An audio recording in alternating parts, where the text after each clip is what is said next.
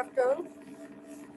Yesterday's lecture we discussed about analysis of symptoms, analysis of the case.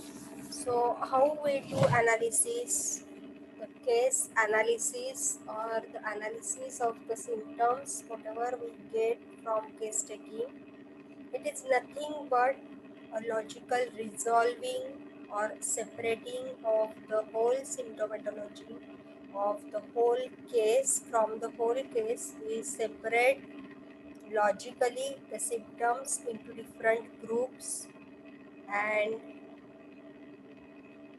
according to their hierarchy, we separate them, we classify them, we arrange these symptoms after taking the case. While doing analysis, we will first collect all the data during case taking. Then we do go further for analysis and evaluation. In analysis, from the data whatever we have collected, we separate that data or separate the symptoms into common and uncommon symptom, and after separating into common and uncommon symptom, we again, according to different philosophy, we separate these symptoms into mental general symptoms, physical general symptoms, characteristic particular symptoms, causative symptoms, general modalities, then concomitant symptoms or complete symptom, that is location, sensation, modality and concomitant. In this way, we separate the symptom and we do analysis. Then after analysis, it comes the evaluation of symptoms by what is evaluation of symptoms first? The evaluation of symptom, it is nothing but the process which determine the significance and importance of expressed symptom and external manifestation of internal essence of disease. What are symptoms? Symptoms are nothing but external manifestations. When there is some disturbances at the inner level, at the vital level, at the level of the vital force, then it was expressed outside on the body, and these external manifestations of internal essence of disease, we separate or we give value to this process. We find out the significance and importance of the symptoms which we get during the case taking, which we separate during the analysis. So today we will discuss about the evaluation of the symptom.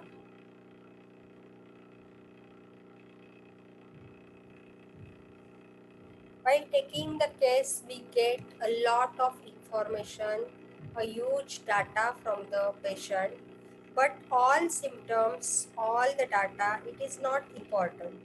Out of those symptoms, some symptoms are very important, some symptoms are less important, and some symptoms are common symptoms. So they are not important for proper reportization purpose. They are only useful for diagnosis of the case. So according to Dr. Robert, a physician should learn early to evaluate symptoms because symptoms are the sole expression of the internal disturbance, and it is only by the proper understanding of these expressions in disease and an equal knowledge of the condition as expressed in the provings that we can apply our guiding law similia similibus curantur intelligently and for the benefit of our patients.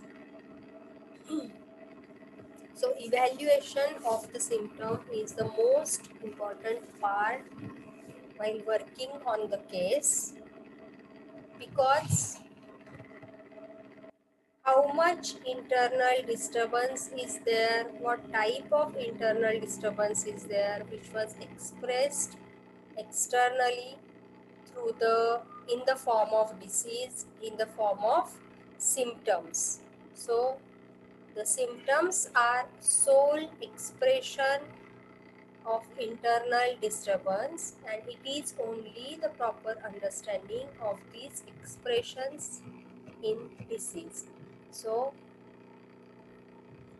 after taking the case, whatever we get the symptoms, these are nothing but the expressions during the disease condition which was expressed by the patient, and an equal knowledge of the condition as expressed in the provings,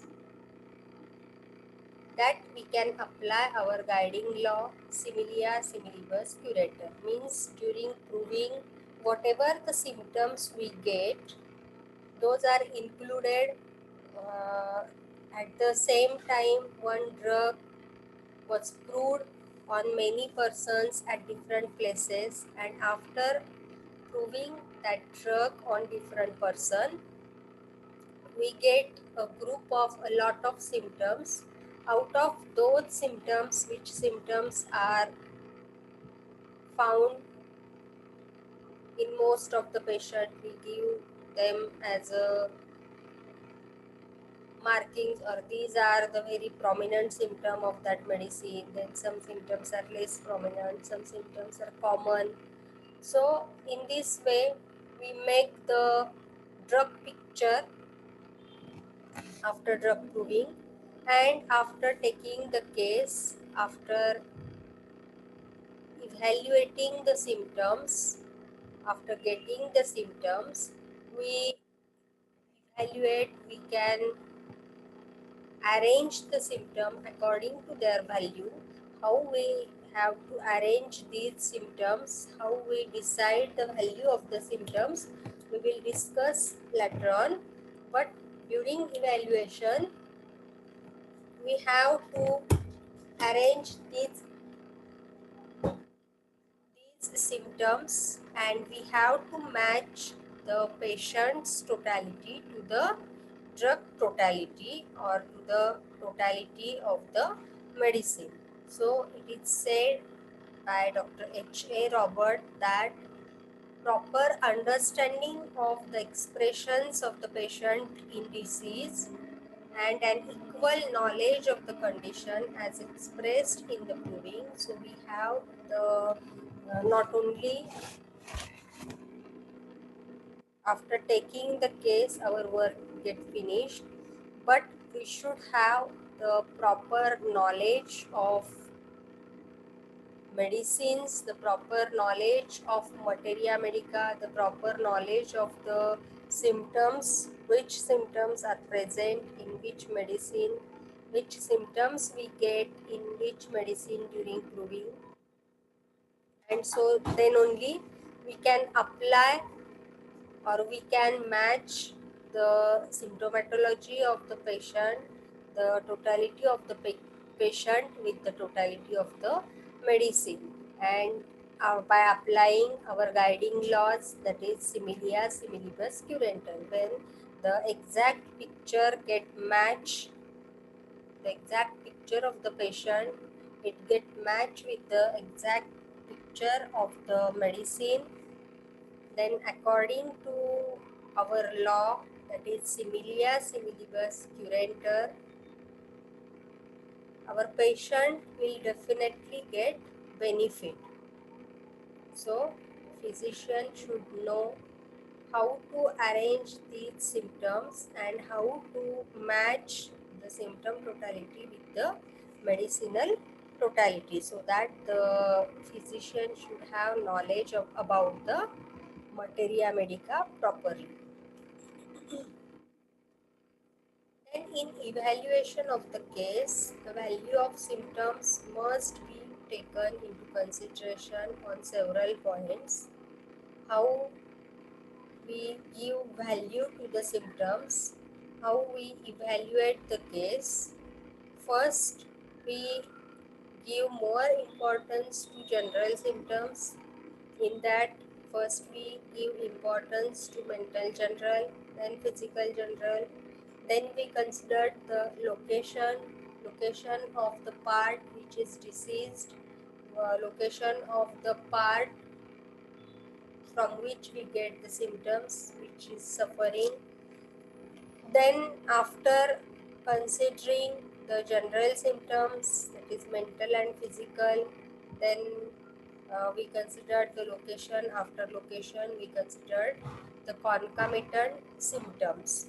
The concomitant symptoms are very important to find out the exact simillimum, because these are the characteristic symptoms of the patient, and these are also called as PQRS symptom by our master Dr. Hahnemann. Then after concomitant symptoms, we have to consider causations. So the causative factors, the causations, these are very much important, because first we should know what is the cause of the disease, then and then only we can able to cure the patient by removing that cause. Otherwise, only by removing the external manifestations, and we cannot able to remove the disease by its whole extent. So first we have to find out the causative factor, and then we have to remove these causative factors. So after concomitant symptoms, the importance was given to causative factors. Then modalities. Modalities are very much important, because many times it will helpful to differentiate the remedies. Many times there are 2-3 remedies which matches the picture of the patient's totality to the medicinal totality. But these are the modalities which help us to find out the exact simillimum. So all the aggravating factors, all the ameliorating factors, these are also very much important. So after causative factors, we give importance to modalities, that is aggravating factors as well as ameliorating factors. Then we have to consider the contradictory symptoms. The contradictory symptoms means the symptoms which we are not expected in that disease condition. These are contradictory symptoms. They are opposite to these symptoms are contradict the condition of the patient. So the contradictory symptoms, these are also very important, and after modalities we have to consider these symptoms. Then diagnostic symptoms. Though we cannot prescribe according to the disease diagnosis, but then also the diagnosis is important while prescribing the medicine, because with the help of disease diagnosis we can able to know the disease condition, is it curable, incurable, is it acute or chronic. The patient, we can able to find out its pathology. So the disease diagnosis is also important while prescribing the medicine. So during evaluating the symptoms, in the last part, after taking all these above symptoms, we consider the diagnostic symptoms.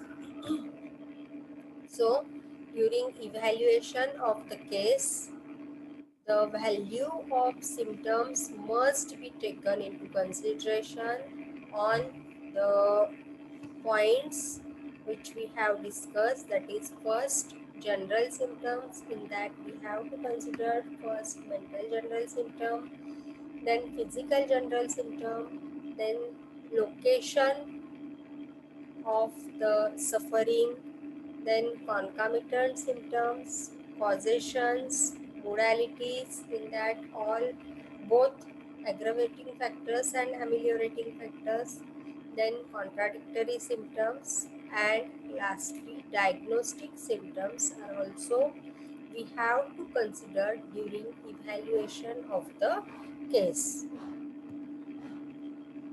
So according to this sequence, we have to give value to the symptoms whatever we get from the case during case taking.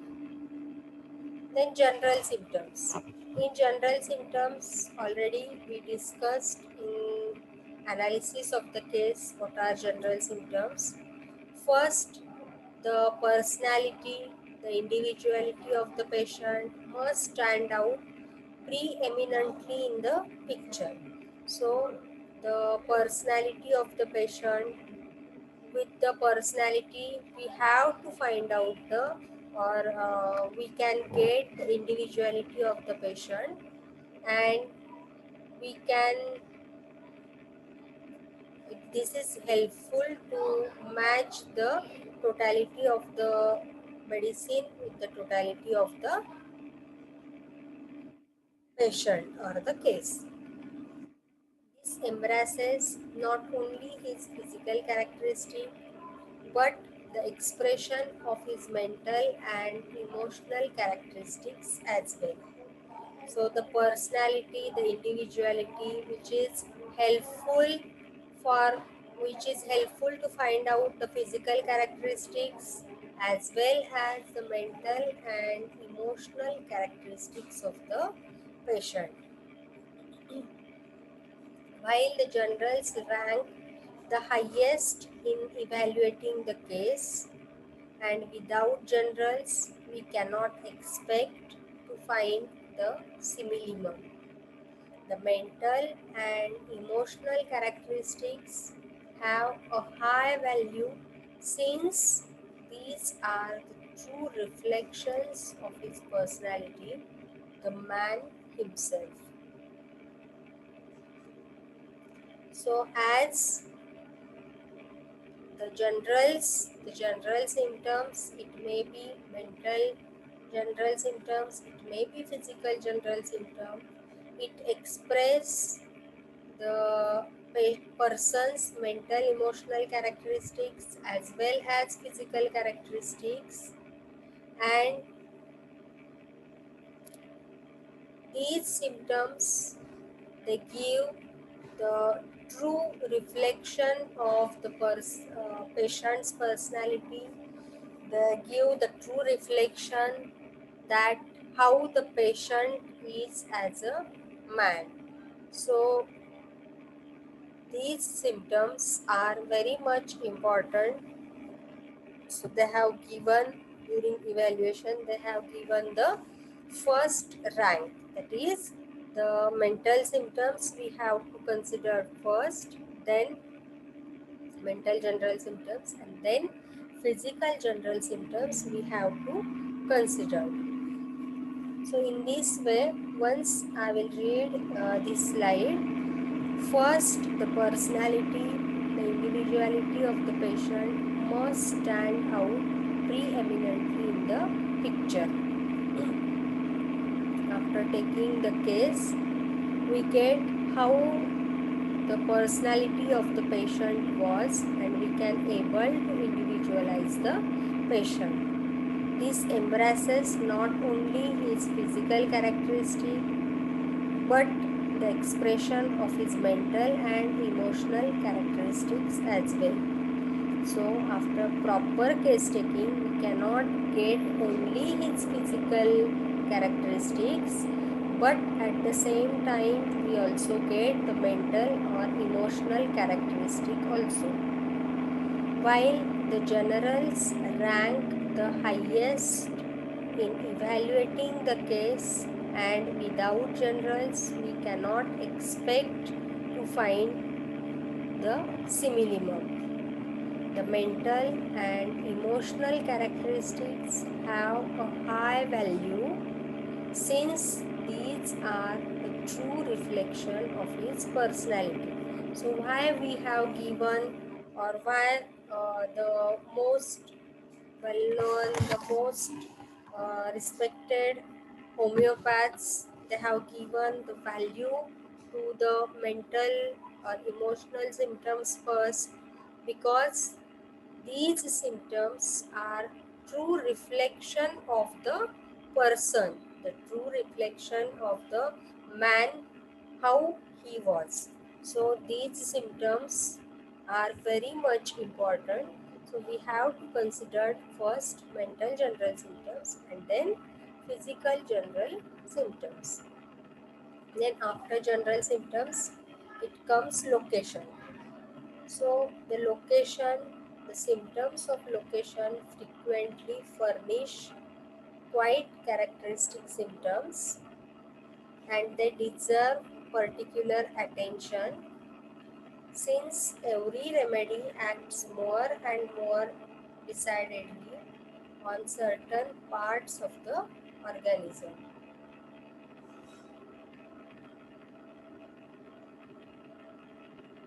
So if the person was suffering from, or his, we get the symptoms related to his particular part, then from that symptom, from those symptoms, we have to find out the characteristic symptom, and if there are characteristic symptoms, then with the help of those characteristic symptoms, when we use these characteristic symptoms while reportizing the case, then definitely we will get the exact simillimum, or definitely it will helpful to find out the exact simillimum. The symptoms of location frequently furnish quite characteristic symptoms, and they deserve particular attention. So most of the time we get common symptoms, but if we get characteristic symptoms, then they deserve, they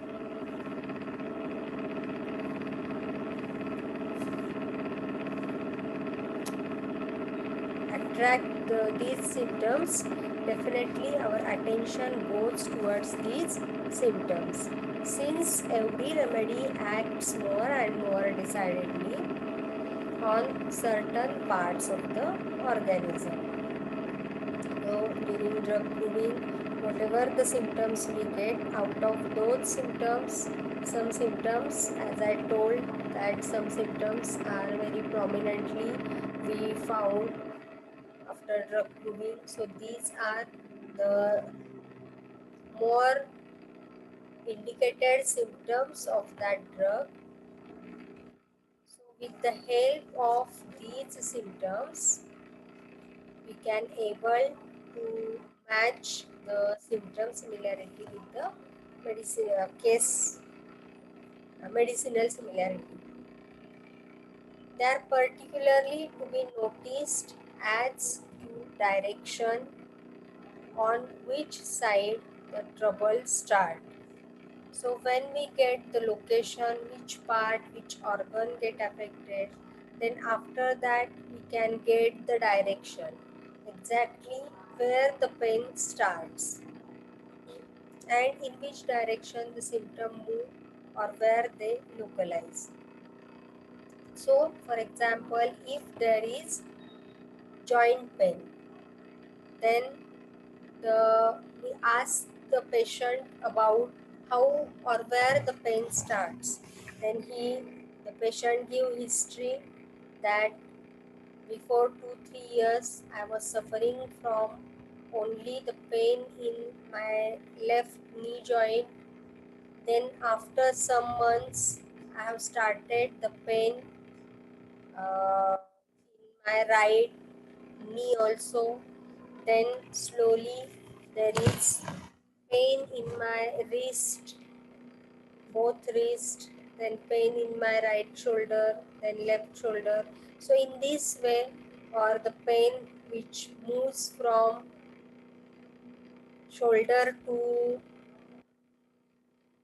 wrist, first the pain starts in shoulder joint and then it go towards the elbow, or it go towards the wrist joint. Then there is stiffness or pain in joints of the fingers also. So in this way the patient give history about the which the pain start at exactly which location, how the pain starts, and if there is movement of the pain from one direction to other direction or from one side to other side, or whether they localized. There is no movement, or the pain is only there is pain in left knee joint. It was localized. There was no any other there was no any other part or any other joint at which the patient was having pain. But since 5 to 6 years, the patient was suffering from pain in left knee joint only.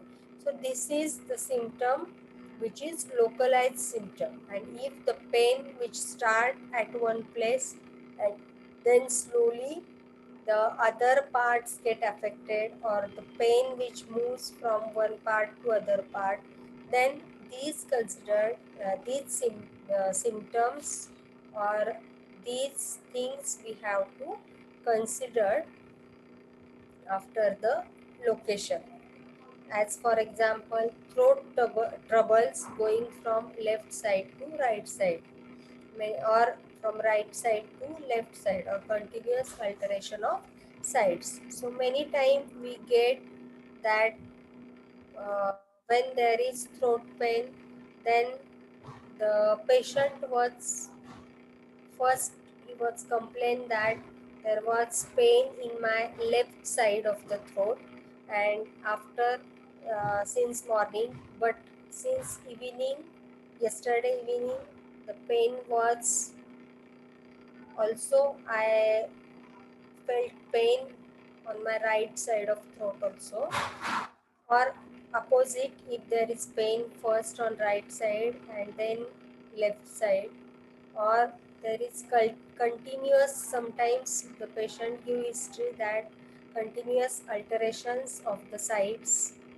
So these symptoms are very much important because it gives us the direction of symptoms, how they move from one side to other side, or it gives the history that the pain is moving from one side to other side, or is it localized. So these symptoms are important. Then localization of symptoms will often appear as marked symptoms before pathological changes have manifested themselves. The changes, the localization of symptoms means the symptoms which we found, which we get at one part, these are many times appear as marked symptoms because many times before pathological changes have manifested themselves. So many times these localized symptoms, they are marked as a, they appear as a marked symptom. As for example, in the beginning of the syndrome which we call tonsillitis, or in the beginning of similar syndrome in pneumonic conditions, where if the remedy is given an early opportunity to exhibit its power, the pathological condition will not arise.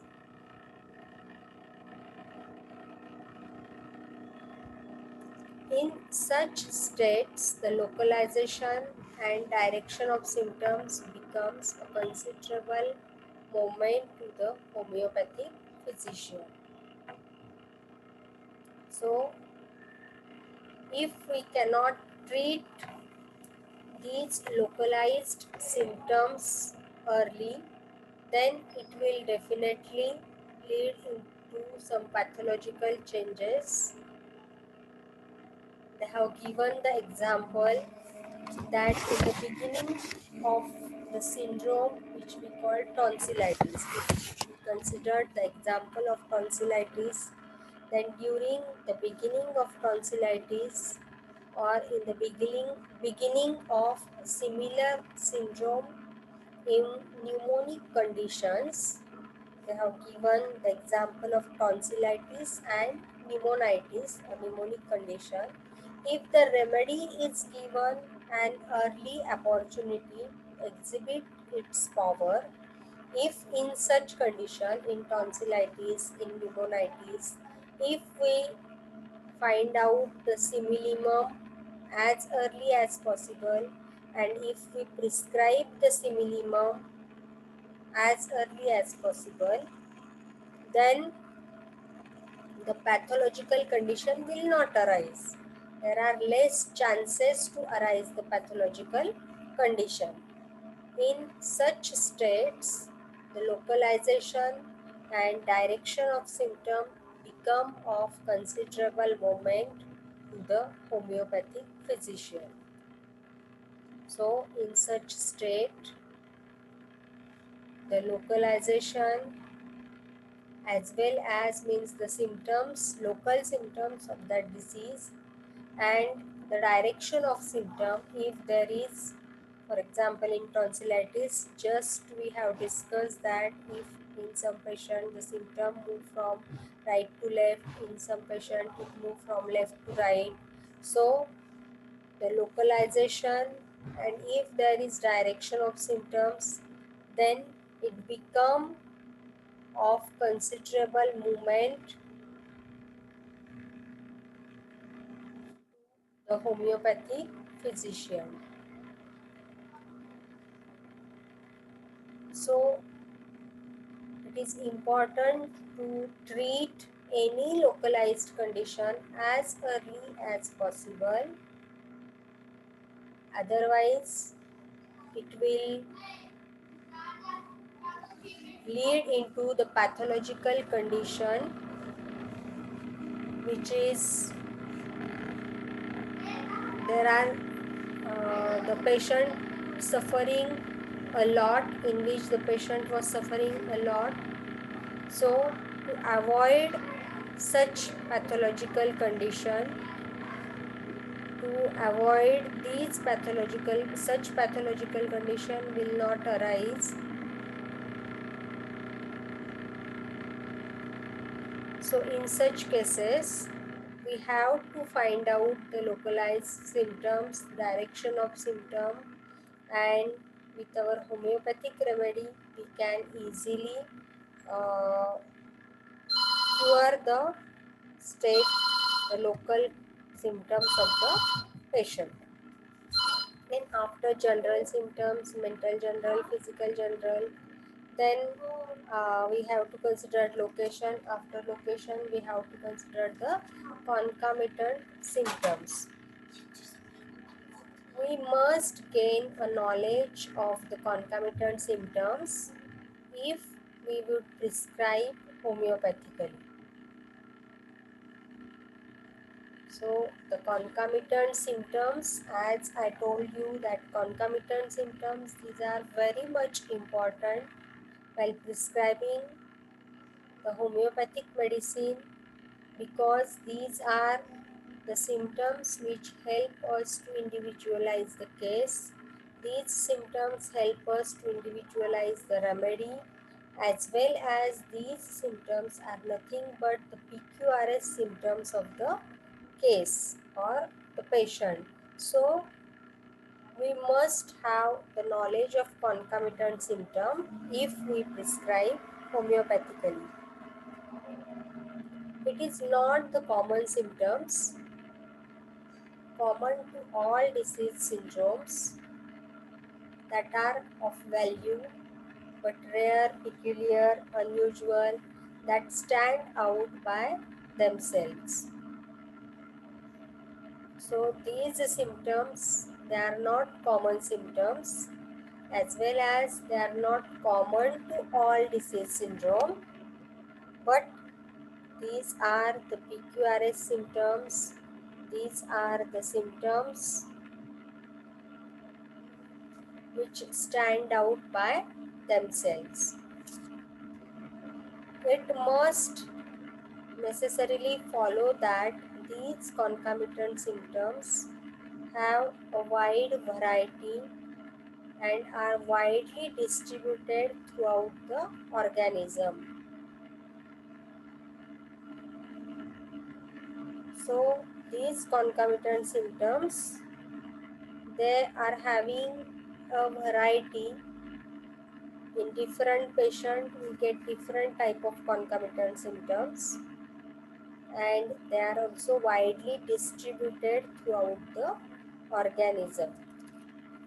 So these concomitant symptoms, as these symptoms are PQRS symptoms, they stand out by themselves.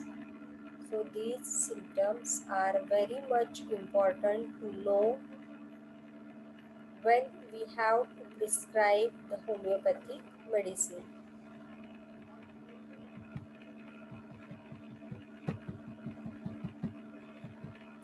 Those symptoms which rarely appear in connection with the leading disease and therefore are found rarely among the provings. We get rarely these symptoms among the provings because they rarely appear in connection with the leading disease.